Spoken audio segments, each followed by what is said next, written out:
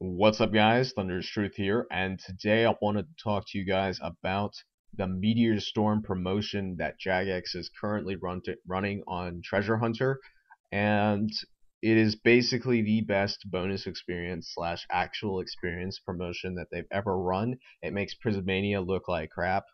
Not really, but it's very good, okay? It's even better than Prismania. And what I wanted to do for this video is let you guys know how you can calculate whether or not it's actually financially worth it for you to invest in-game money on bonds so that you can participate in this experience.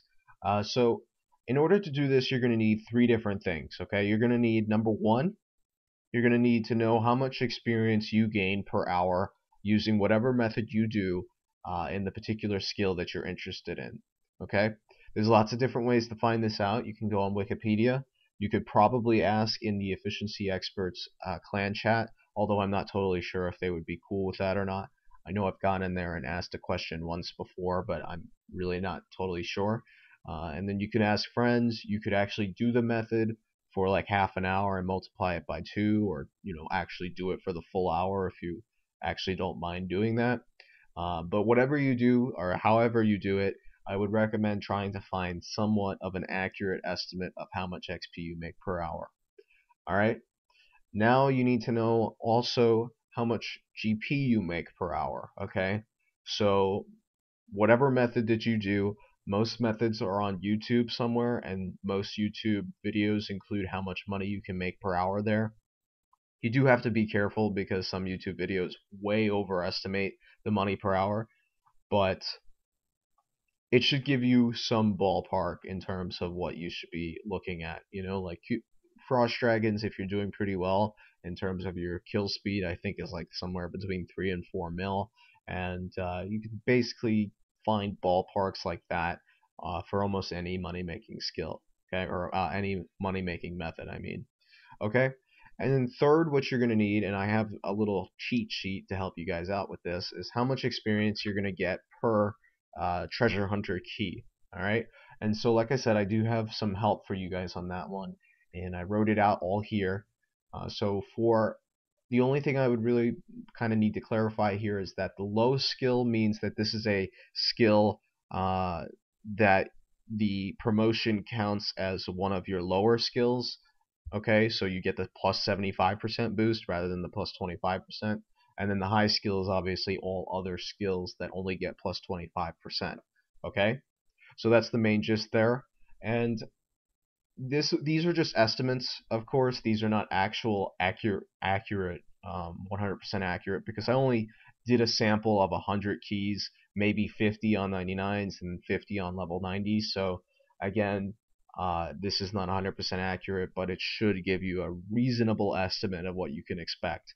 As for level like 80 plus, 70 plus, 60 plus, so on and so forth, in order to calculate how much XP you're going to get per key, I recommend that you go and find out how much proportion a level 80 star would give, or whatever your level is, relative to say like a level 90 or a level 99 star.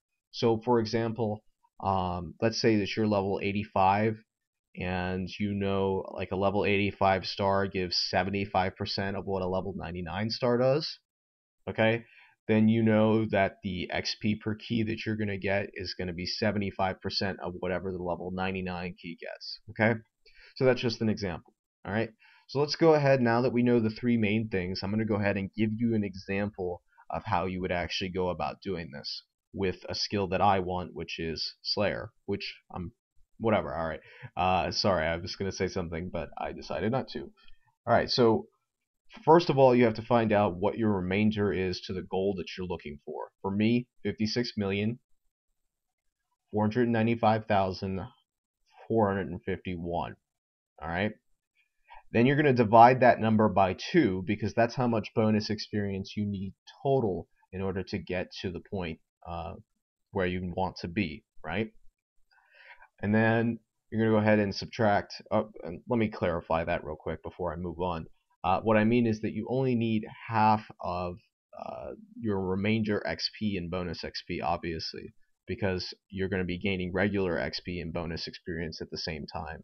Okay, so then you subtract the bonus experience that you currently have. Obviously, if it's 0, then you don't change this number at all. Alright, and then this is the total amount of experience you're basically going to need from the promotion. Alright, for me it's 27.5 million. Alright, so then you're going to go ahead and write this number down somewhere because it's kind of relevant. Alright, so you need 27.5 million XP from the promotion. Alright, so then you're going to go ahead and divide that number by the XP you get per hour. Okay, because that's how long it would take you to get it without the promotion, right? So let's go ahead, or this is the amount of time that the promotion could save you, technically speaking. Alright, so 37.5 hours is how long it would take you to get 27.5 million XP, right? So let's go ahead, for me, okay, that's this number right here is the XP per hour I get in Slayer, alright? Now, what we're going to go ahead and do is we're going to go ahead and divide that by the amount per key that I would get. Or, if it actually, it would make it things probably a little bit easier if I did it per bond. Alright, so let's go ahead and find out how much XP you're going to get per bond instead. Alright, so 17,500 times 12. I'm going to get 210k XP per bond. So then we can find out how many bonds it's going to go ahead and take me. It's going to take me about 131 bonds, alright?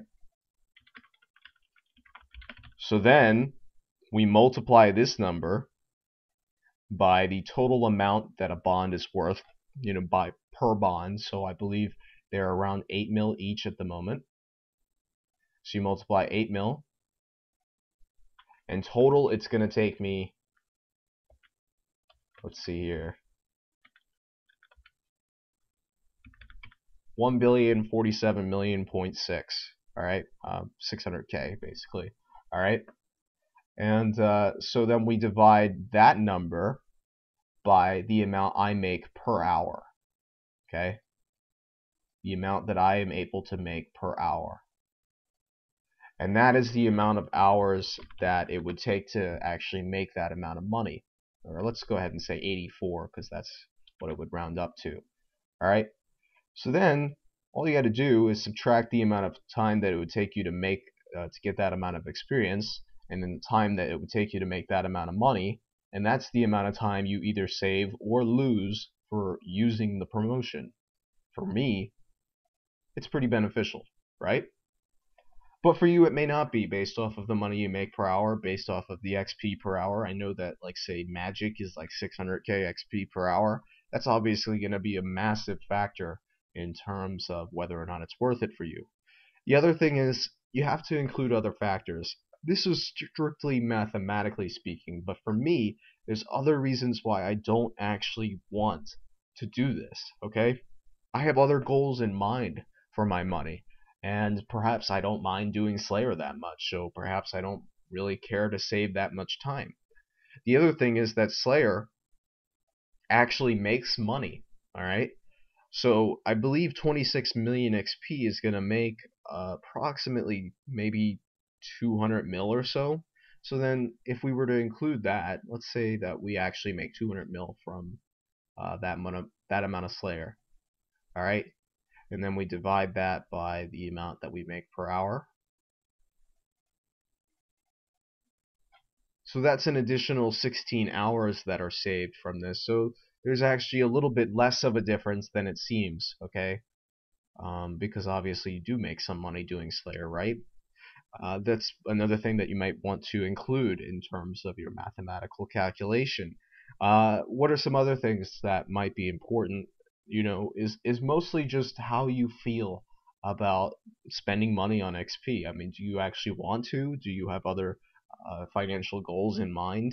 Do you care about the skill? Like, in other words, do you actually mind doing the skill? Do you enjoy doing the skill? Do you hate the skill? I mean, that's obviously going to play a big factor into as to whether or not you want to speed it up. And so, yeah, I wanted to help you guys mathematically calculate if it's efficient for you to actually do the skill uh, or to use this promotion with in-game money or not. But again, you're going to have to include those personal factors yourself in order to find out whether or not it's actually worth it. So I hope this guide somewhat helped you out. I'm not really sure if it's a guide or not, but either way, I just wanted to upload this and help you guys out. If you were curious whether or not you should be dumping your money into bonds, and I will see you guys next time. Thanks for watching. Hey guys, I'm sorry. I know that I just said that, the video was over basically, but real quickly I forgot two main things that I wanted to include in the video itself rather than like in an annotation or a description or a comment below, which by the way, make sure you check those three things because I usually include corrections to the video that I notice after the video in those three avenues. But this time I noticed it before I uploaded it, and I really wanted to just include it in the video. Okay, first of all, you do make some money back from the treasure hunter, so the amount that it says that you're going to have to spend, it's slightly less than that, but since it's so random you can't really estimate it, it's not something really worth including in your calculations. It's just something worth noting. Okay? The second thing is that for those of you who use money to make money, in other words, flippers, merchers, people who lend money at an interest rate, people who use money, who need a substantial amount of money for PVMing, like for Legios is the main thing that I'm thinking about. Um, in all of those examples, then you have to include the fact that you are incurring an opportunity cost equal to the amount that you could have made with that money rather than if you had spent it on bonds. Okay, so that's another thing that you have to try to include.